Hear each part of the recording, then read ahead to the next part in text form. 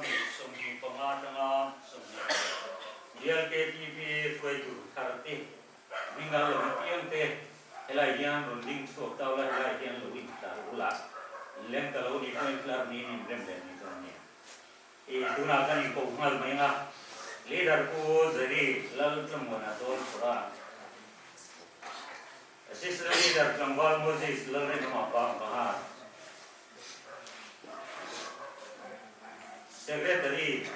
Tambal Miti Learning Fellows Assistant Secretary Tambal Kerala Zone Store Pui Treasurer Ku Zakaria Pura Sakila Finance Secretary Ku Lalman Sakila Committee Member Te Kanpo Mangala Pulan Pangzuala Silsa Tambal Banglan Hua Kasil Sa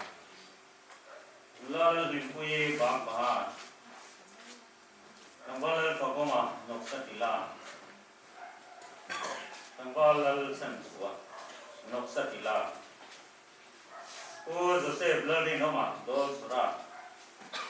Tambal Solomon Remruat Kuya Dol Sura Tambal Ramsa Masih Sal Tangga Pulan Suan Omalui Pui Benjamin Lal Rosia Manok Saram Thar Langwal Lding Liena Sai Fiam Ranchar Langwal Lurumpola Balisol Ranchar Kumpesu Ani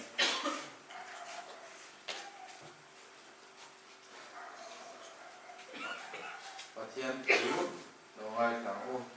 Unau tu Patian Hoi Na Bang Hian In Hoi Na Nong Le Tiang Nim Le Patian Lom Pla Turin In Taksa Suin Plana Ange Na Chu Chu In Nom Bo Na Om Re Ni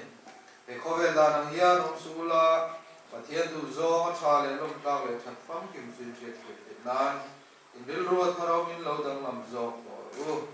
Taksa Pum Khata Pe Tam Tak Kan Le Ya Pe Zong Zong Til Tiro Chu Ai Nang Lo Wa Sutiang Bukin Kini Po Tam Tak Ni Maila Krista Zuan Tak Sapung Khat Kan Ya Amal Malenin Pe Tum Thek Kan Ni Thok Tu Tak Tu Fel Taka Mang Chu Zak Tu Rani Lawangin Patian Ngaya Tha Inen Til Turin Chanem Ngai Ro Khoin Mai Cham Lam Lo Hui Langin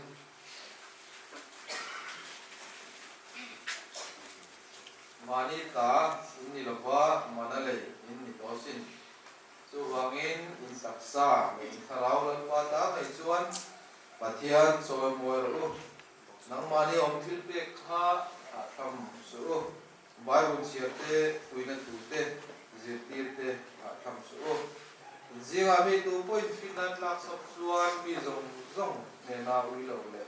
hau lepas percintu, patian su bilo se. Jadi suan na pe ani ang nang ni ho hi patian le akong na tuwa kan ko pi le chu suan siam le te chuwa gril butiang te zinga ro chan ani ti te ko chu nang ni ho hi kumin sang ni le su ni pa sunga thil cham zo pastor bial a Christian chalai pol arong bol tura ruat zong zong te hi kan kau kan long bol tu rinom tak diturin kan lang chu inro bola kan sok turin lan patsuan harau tiang minum puin se amen itong try ko lalpa tunu kan patian minum itu silsar bizo pastor bial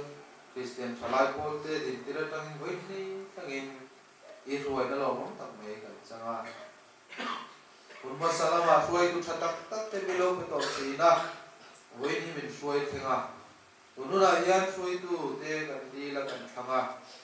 Lalpai miruat te mi catak tak may dom tak tak may pilih. Kan lomen manilong tu kan sudah je. Tununa yan ikut tiang ni mak kan lom lane. Hoi takin nangin di tiang lemin di cakla, herong bol na hi lalpa kan patian rinom takan thote na durin nang in chakla an kut na thote chakla an ngai tola te fingla an ril pru te tiang timla pastor bial chu ma thalai zong zong te hui kho ma roi the durin nang in om puin itharau thiang limin nang in chen chilla lalpa kan pathian har sak te boi te po an to herong bol na wanga cha tu te herong bol na wanga har sak te boi te po an no to puin zung zong zong he te tu chuan nang in chakla sum kolama te nalama te thildanga te po lalpa har sak te the po to the khoi takin chu ma po chuan chakla ding le vei nila ma shuai sakin an nung dola